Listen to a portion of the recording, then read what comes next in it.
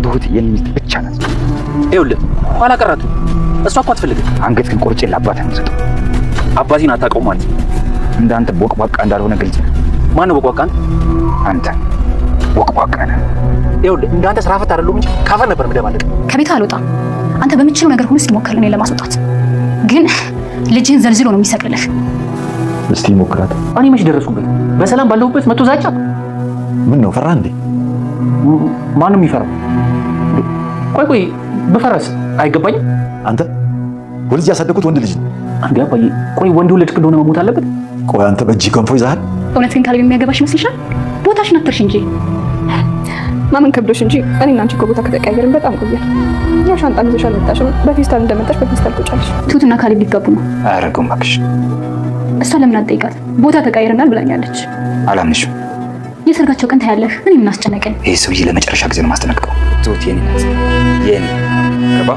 እሱ እኮ የሷ ፍላጎት ነው። እሷማ ክብሯንና ልጅነቷን አሳልፋ የሰጠችው ለኔ ነው። አብረሽ ስትዳሪ የነበርሽውን ሰው ጠላቴ ነው ብለሽ ታፋጅናለሽ አይደል? ካሌብ ንግግር በጣም ይሰብራል። ኧረ እባክሽ አንቺም እየሰበርሽ ነው። ሂጂና የመጀመሪያሽን ሰው አስታግሽ። ምን አይነት ድንዝዝ ያልኩ ሰው ነህ? ምን አይነት ጉድ ነህ? ይሄን ጭቃ ንግግር ለጥፈባት። ትሁት የኔ አበባ ፈልጋው ካሌብ ለምን አማታው እንዴ ነበርሽ? አስከትለ ለፍራኝ አልፋቤት ካስቀመጥከኝ በኋላ በፍላጎቴ ካንተ ጋር ለምን ነው የምትናገረው? ከኔ ሀሳብ ጋር ስትስማሚ ሰውየውን ማሸነፍ ትችያለሽ። እኔ ምንም ነገር እንዲያደርግሽ ብጠይቀው እምቢ የሚለኝ ይመስልሻል? እንዴት አሰብሽ? ታዲያ የእህትሽ ልጅ ፎቶ ስታይ ለምንድን ነው የምትልኪው? እሷን ልጅ ትሁት ሲያስጨንቃት የቆየውን የህፃኗ ልጅ ማንነት በግልጽ ተናገረች። አባባ መሆኑ ካሌብ የህፃኗ ልጅ ፎቶ ስታይ ለምንድን ነው የምታለቅሽው? ለምንስ ነው የምትጨነቂው? የእህትሽ ልጅ ከሆነችስ ለምንድን ነው በዚህ ልክ የምትፈሪው? በማለት ሲያስጨንቋት የቆዩ ቢሆንም ዛሬ ላይ ለአባባ ብቻ ላናግር በማለት በግልጽ የራሷ ልጅ እንደሆነች ተናገረች። ተመስገን ለካሌብ ትሁት የኔና የኔ ብቻ ናት፣ ዓይንህን ከሷ ላይ ያሳ በማለት ማስጠንቀቂያ ስለሰጠው ካሌብ ወደ ትሁት ጋር መጥቶ አላስፈላጊ ቃላት ተናገራት። ሊገልና ሊሞት ከመጣ ሰው ጋር እኛ እየታገልን አንቺ ለካ ከሱ ጋር ጉዳይ አለሽ። አብረሽው ስትዳር የነበረውን ሰው ጠላቴ ነው ብለሽ እኛ ልታጋዴ ትፈልጋለሽ በማለት ቅስሟን ይሰብራታል። ሰላም ጤና ይስጥልኝ ውድና የተከበራችሁ በመላው ዓለም ያላችሁ ኢትዮጵያውያን ኤርትራውያን ናችሁ። እግዚአብሔር ይመስገን ደህና ነኝ። የግፈኛዋ ሚስትና የሰራተኛዋ ፍትታ ወይም ደግሞ ትሁት ድራማ ክፍል 62 ላይ አብረን እናያለን። ጀግናው አባባ ማንም ከኔ በላይ ጉልበተኛ የለም በማለት የሚፎክረውን ተመስገንን በቴስታ ዘረሩት። ቲናም ከተመስገን አጠገብ ነበረች እና አባባ ግን በጣም ጀግና ነው፣ ተቀለለህ እኮ አስበዋል ወጣት ቢሆን። ተመስገንም ይህን መላሽን ካልሰበሰብሽ እቆርጥልሻለሁ በሚለው ሰዓት እንዴ ወንድነት ግን ሴት ላይ ነው እንደ የምታሳየው ትላለች ቲና። በዚህ አይነትማ ከካሌብ ጋር መሟገት አችልም ትላለች ቲና። ተመስገንም አሁን ከዚህ ውጭልኝ፣ ደግመሽ እዚህ አካባቢ እንዳላይሽ። ምን ማለት ነው? ስራ አለን እኮ ትላለች ቲና። ደግሞ ከአንቺ ጋር ይላል። አዎ አስፈልግሃለሁ፣ ታስፈልገኛለህ ትላለች ቲና። አባባ ለትሁት ቲና ዛሬ ከዚህ ቤት ትወጣለች ይላሉ። አይ አባዬ ካልተፋቱማ እሺ ብላ አትወጣም፣ እስኪፋቱ ድረስ እዚህ መቆየቱ አይቀርም ትላለች። ደግሞ ማስረጃውን አጥፍተዋለች አይደል ትላለች ትሁት። ሞኝ መስልሻለሁ የዚህን ያክል ይላሉ አባባ። ነገር ግን ደግሞ አንቺ እንድታስወጫት ነው ፈልገው ይሏታል አባባ። ትሁትም እኔ ትላለች። አዎ አንቺ ልብሷን ስትወረውሪላት ማየት እፈልጋለሁ ይላሉ አባባ። እንግዲህ አናደኛለች ትላለች ትሁት። ስለዚህ ብድርሽን ትመልሻለሽ ይላሉ አባባ። ካሌብ ስራውን ወደ ቤቱ ሲመለስ ተመስገንን መንገድ ላይ ያገኘዋል። ፊቱ ተለዋውጦ መጀመሪያ ጓደኛ እያለ ሲቀርበው የነበረው ሰው ምንድን ነው ተመስገን ምን ፈልገህ ነው ይላል ካሌብ። አንተ ፈልጌ ይላል ተመስገን። ማስመሰል በጣም ትችላለህ ይላል ፊቱን ሲያየው። ተመስገንም ከአንተ ነው የተማርኩት፣ ቲናንም ሰራተኛ አድርገህ ነበር እንደ ሚስት የሆነችው ይላል ተመስገን። ካሌብም ስለምን እንደምታወራ አልገባኝም ይላል። ገብተዋል፣ ትሁት የኔ ሚስት ብቻ ናት ይላል ተመስገን። ካሌብም ይኸውልህ ኋላ ቀር አትሁን፣ እሷ እኮ አትፈልግህም፣ አንገት ግን ቆርጬ ለአባትህ ነው የምሰጠው ይላል ተመስገን።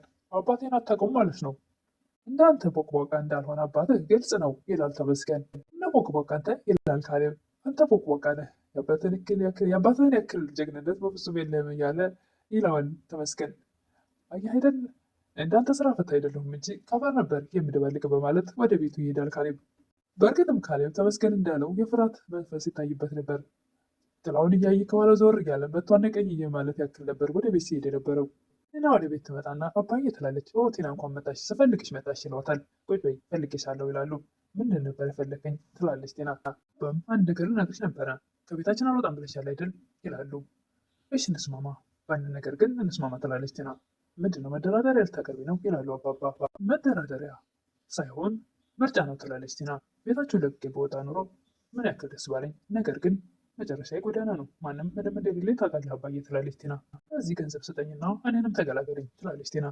ቃልሽ አይጠገብም ይላሉ አባባ እና ግልጹን መናገሬ እንደዚህ ያስብላል ብዬ አልጠበኩም ነበር። እሺ ለምን ነበር የፈለግከኝ ትላለች ቲና። የመጀመሪያው ነገር ከቤት እንዳስወጣሽ፣ ሁለተኛው ነገር ደግሞ ትሁትና ካሌብ አብረው ሊኖሩ እንደሆነ እሱን ልነግርሽ ነው ይላሉ አባባ። እንደዛማ ከሆነ በምትፈልገው ነገር ሞክር፣ ከቤት አልወጣም ትላለች ቲና። ደግሞ ልጅህን ዘልዝሎ ነው የሚሰግልልህ ትላለች። ስለ ተመስገን ታወራለች ቲና። አባባም እስቲ ሞክራት ወንድ ነዋ ይላሉ። አዎ አንተም ቢሆን ላይሞክር ይችላል ትላለች ቲና። አባባ ካሌብን እንኳን ደስ አለህ ይሉታል። ቆይ ሁል ህግ የለም ባገሩ ይላል ካሌብ። ግን ፍትህም አለ፣ ነገር ግን ማስረጃ ይፈልጋል ይላሉ አባባ። እና እንሙት እንዴ ይላል ካሌብ። ትልቋን ጭንቀትህን ዛሬ እናስወግድልሃለን ይላሉ አባባ። ማነች የኔ ጭንቀት ይላል ካሌብ። አባባ ምንድን ነው እንደዚህ የፈራሁና ያለበህ ይላሉ። ስለማን ነው የምታወራው ይሉታል። ስለ ትሁት ሰውዬ ይላል ካሌብ። ለዛሬ እሱን ተወው ይላሉ አባባ። እኔ መች ደረስኩበት? በሰላም ባለውበት መቶ ዛቻ ነው ፈራህ እንዴ ይላሉ አባባ። ማንም ፈራው ካለ በኋላ ወደ አሁኑ ሀሳቡን ቀይሮ ብንፈራስ አይገባኝም፣ ወልጄ ያሳደግኩት እኮ ወንድ ልጅ ነው ብለው አባባ ኮስተር ይሉበታል። አባዬ ወንድ ብትወልድ ታዲያ መሞት አለብኝ እንዴ? አንተ በእጅ ገንፎ ጨብጠሃል እንዴ? ሲገል ቁመት ጠብቃለህ ይላሉ አባባ። እና ተጋደሉ ነው የምትለው ይላል ካሌብ። ትሁትን ማዳን ትፈልጋለህ ይላሉ አባባ። ካሌብም የሚናገረው ነገር ግራ ይገባዋል። የፈለገው ነገር ብትሄድ የፈለገ ሴት ብታመጣ እንደ ትሁት አይነት ሴት አታገኝም ይላሉ አባባ። ያ ሰውዬ እኮ ይሄን ስለሚያውቅ ነው ሞትንም ሆነ እስራትን የሚጋፈጠው። መጋፈጥ የማትችል ከሆነ ልጄን ደግሞ እኔ ያድናታለሁ ይላሉ። መጋፈጥ ሳትችል ቀርተ ግን በህይወት ላይ የሚያጋጥም ነገር እሱን ራስህ ታውቃለህ። ሌላው ተነስተው ጥለው ትሄዳሉ አባባ። ኤደን ዳኒ አሁንም እኮ አልተጋባንም ትላለች። ኤዱን እኮ ገና ስራ በጀመሬ ነው ይላል ዳኒ። ልሽ ኤዱ በፊት ለዋሽሽ እችል ነበረ፣ አሁን ግን ምንም ነገር ለዋሽሽ አልችልም፣ ሁሉም ነገር በጌታሽ ውስጥ ነው ይላል ዳኒ። ሳላገባ ትሁት ልታገባ ነው ትላለች ኤደን። ይላል ዳኒ። ካሌብን ትላለች ኤደን። ያርግላት፣ ትሁት በጣም መልካም ሰው ናት፣ ካሌብ አትገባውም ይላል ዳኒ። ቢሆን ጥሩ ሰው ነው፣ ምንም አልጎደለውም። ቆይ አንቺ ሰውን ከምን አንጻር ነው የምትለኪው ይላል ዳኒ። ኤደንም አንተስ ትሁትን በምን ነው የለካት? ወጣን ነው ያደርግላት? ደጋግሜን አውሬ ስንሆንባት እሷ ደግሞ ሰው ሆና ስላሳየችን ይላል ዳኒ። እንጠይቅ፣ ታማኝነትና ጨዋነት እሷን የመሰለ የለም ይላል ዳኒ። እንዴ እኔስ ትላለች ኤደን። ራሽን ከእሷ ጋር እያወዳደርሽ ነው እንዴ ይላል ዳኒ። ሲጀምር ጥያቄው ስላንቺ አይደለም። ጥያቄን አልመለስሽልኝም። ካሌብን ምኑን የወደድሽለት ይላል ዳኒ። እሱም ጨዋ ነው፣ ቆንጆም ነው፣ በዛ ላይ ስላለው የትኛውም ሰዓት ላግባ ቢል ማግባት ይችላል እያለች ኤደን የዳኒን ልብ ትነካዋለች። ትሁት የቲና ልብስ ስብስብ ባርጋ በመያዝ ወደ ሳሎን ይዛላት ትመጣለች። የሚታጠብ ልብስ የለኝም ትላለች ቲና። ከዚህ በኋላ አንቺ ልብስ የማጥብ ይመስልሻል?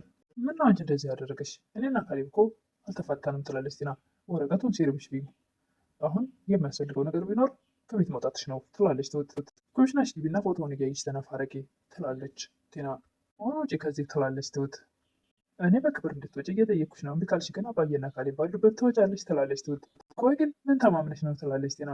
አንቺ እንደማትወጪ የተማመንሽበትን ነዋ ትላለች ትሁት። እውነት ግን ካሌብ የሚያገባሽ ይመስልሻል? ቦታሽን አትርሽ እንጂ ትላለች ቲና። ማመን ክብርሽ ነው እንጂ እኔና አንቺ ቦታ ከተቀያየርን ቆየን ትላለች ትሁት። ሻንጣ ይዘሽ አልመጣሽም፣ በፌስታል እንደመጣሽ በፌስታል ውጪ ትላታለች ትሁት። ቲናም ቆይ ግን ማነው አይዞሽ ያላት? ምንድን ነው ግን እንደዚህ የተማመነችው ትላለች። ቆይ ሰው አትቀርመኝማ ልቅደማት በማለት ተመስገን ወዳለበት ትሄዳለች። አንኳኩታ ስትገባ ቆይ በምን ቀን ነው ከአንቺ ጋር የተዋወቁት ይላል ተመስገን። ደግሞ ምን ፈልገሽ ነው የምትከታተይኝ? መጥፎና ዜና ይዤ መጥቻለሁ ትላለች ቲና። ይዘሽው ትመለሽ ይላታል። ስለ ትሁት ነው ትላለች። ምንድን ነው ስለ ትሁት ይላል ተመስገን። ትሁትና ካሌብ ሊጋቡ ነው። አያደርገውም እባክሽ ይላል ተመስገን። ለምን ራሷን አጠይቃትም? ቦታ ተቀይረና ብላኛለች። አላምንሽም ይላል ተመስገን። የሰርጋቸው ቀን ታያለህ፣ እኔ ምን አስጨነቀኝ? ስታወቅ ልትሄድ ስትል ቆይ ይላል። አየህ አይደል አስፈልጋለሁ ብዬ ነበረ ትላለች ቲና። አትቀባጥሪኝ፣ አሁን የምታውቂውን እውነት ተናገሪ። በግልጽ እውነታ እዛ ቤት ሰርግ እንዳለ እየተነገረኝ ነው። ይህን ሰውዬ ለመጨረሻ ጊዜ ነው የማስጠነቀቀው ይላል ተመስገን። ወዲያውኑ ተነስቶ ከቤት ይወጣል ተመስገን። ቲናም በጣም ደስ ይላታል፣ ተንኮሏ የሚሳካለት ስለመሰላት።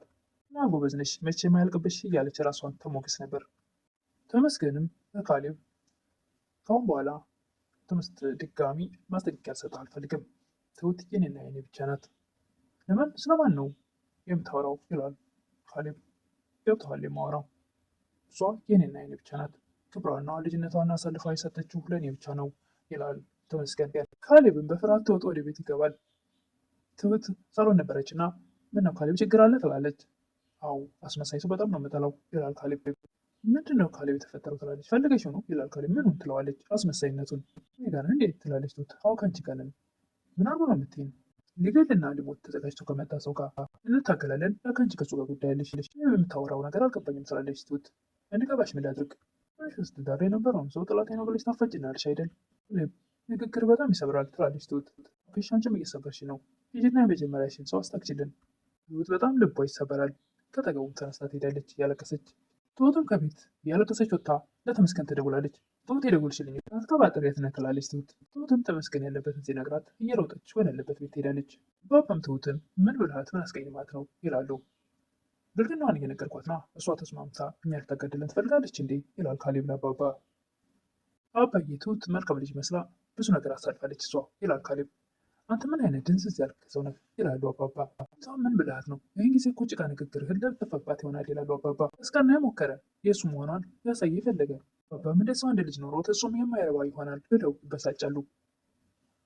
ትሁትም ተመስገን ወዳለበት በመሄድ ትሁቴ የኔ አበባ ብሎ ሊጨብጣት ወይም ሊስማት ሊያቅፋት ሲነሳ በጥፊ ጧ ታደርገዋለች። ምንድን ነው ከኔ የምትፈልገው? ለምንድን ነው የማትተወኝ? ተመስገንም እኔ አንቺን ከምተው በሞት ነው የሚመርጠው ይላል። ይህ ወይኔ ለሞት ወይ አንተ ሞት ትላለች ትሁት። ሁላችንም አብረን እኖራለን ይላል ተመስገን። እኔ ደግሞ በሞት እመርጣለሁ። ስለዚህ እኔ ልሞት ብላ በል በዚህ ቢላ ቁረጠኝ በማለት ቢላ አንስታ ትሰጠዋለች። ትሁቴ ልጅ አትሁኝ ይላል ተመስገን። ልጅነቴን በላኸው። ቤተሰቦች ጋር እየተትረፈረፈ ነገር እያለ ሰው ቤት ገረድ የሚባል ስም አሰጠኸኝ። የማይጠፋ ጠባሳ ጣልክብኝ። ትሁት ልክስሽ እየፈለግኩ እየሞከርኩ ነው ይላል ተመስገን። ልትክሰኝ ነዋ። አስገድድህ ጠልፈኝ፣ ቤት በግድጅ አስቀምጠኸኝ፣ አሁን እኔ ፈልጌ እንዳደረግኩት የምታወራው ትላለች ትሁት። ስለተሰማ ነው የደበረሽ ይላል ተመስገን። ይህ በኋላ እስካሁን ከደረሰብኝ ነገር የበለጠ የምታደርስብኝ ነገር ምንም የለም ትላለች ትሁት። ትሁት ከተመስገን ጋር ደርሳ ስትወጣ ካሌብ መንገድ ላይ ያገኛታል። ሊጠጋት ሲሞክር እንዳትነካኝ እንዳትጠጋኝ ብላ ጥላው ትሄዳለች። ጤናም ትሁትን አይሽ አይደለ ከኔ ጋር መጣላት ዋጋ እንደሚያስከፍል ትላታለች። አሁን ምንም አቅም የለሽም ትላለች ቲና። ልክ ነሽ አቅም የለኝም፣ ግን ደግሞ የበረታው ቀን ታገኛለሽ ምን ላደርግ እንደምችል ትላለች ትሁት። እኔ ጋር ብትስማሚ ይሻልሻል ትላለች ቲና። ቆይ ግን እኔ ምንም ነገር እንዲያደርግ ብጠይቀው የማያደርግልኝ ይመስልሻል ትላለች ትሁት። እንደታስብሽው ግን ትላለች ቲና። ብታቆም ይሻልሻል ቲና፣ በቀሌን የምትችው እንዳይመስልሽ ትላለች ትሁት። በክብር ከዚህ ቤት ብትወጪ ይሻልሻል ትላለች ትሁት። አይሽ አይደለ ቅድም ለእኔ ብለሽ በፌስታል የከተሽው ልብስ ይዘሽ ባሌንና የባሌን አባት ለቀሽ ውጪ ትላለች ቲና። በስተመጨረሻም ትሁት አባባን ለብቻ ላናግር በማለት ወዳለችበት ትወስዳቸዋለች። ምን ነው የኔ ልጅ የተፈጠረ ነገር አለ ይላሉ። አዎ አባዬ ድጋሚ ቁስሌን ነፋክተው አሳማሙኝ ትላለች ትሁት። ትሁት ይሄ ሰውዬ በትክክል ህጋዊ ሚስቱ እንደነበርሽና አብሮሽ እንደኖረ እየነገረኝ ነው ብለዋታል። እንደሱ አይደለም አባዬ ታልፎ ውስጡ በ15 ዓመት ያስገድደው እንደወሰደኝና እንደደፈረኝ ብላ ትነግራቸዋለች። አዝናለሁ የኔ ልጅ የእህትሽን ልጅ ፎቶ ስታይ ታዲያ ለምን እንደምታለቅሺው ይላሉ አባባ። መጨረሻም ስትፈራና ስትደነግጥበት የቆየችውን አባዬ ይቺ የኔ ልጅ ናት በማለት ለአባባ በግልጽ ተናገረች ትሁት። ዛሬ ይዤ የቀረብኩት የግፈኛው ሚስትና የሰራተኛዋ ፍጥጫ ወይም ደግሞ ትሁት ድራማ ክፍል 62 ይህን ይመስል ነበር። በቀጣይ እስክንገናኝ መልካም ቆይታ እያልኩኝ እንደምታበረታቱኝ የትውጭ ምስጋና ከልብ ነው። አዲስ የሆናችሁ ደግሞ ሰብስክራይብ እያደረጋችሁ አበረታቱኝ እላለሁ። አመሰግናለሁ።